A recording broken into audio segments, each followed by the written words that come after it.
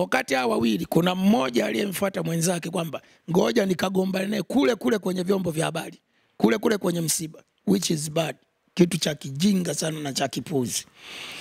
Yeah, kushanaelewa vizuri. Lakini pia kwa manyaunyau kawa mpole, kaongea kwa hekima, lakini kwa Taz amechemka. Alikuwa ni mtu ambaye alikuwa ameenda kwenye msiba kishari.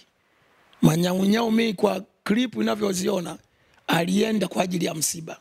Ndio maana akurusha ngumi, akufanya nini, sio hivyo? Ushanaelewa? Yeye alikuwa anafanya interview, huyo akaenda akampiga. Na bado akamwambia nitakupiga bastola. Kwa hiyo Taz ndo alienda kwenye msiba kwa ajili ya ugomvi na si kwenda kumstili marehemu. Ja. Kwa hiyo vyombo vya sheria vipo. Ngoja tuangalie watachukua hatua gani. Sijui kama Nyaunyau amefungua kesi. Na ndo haya ya mambo haya.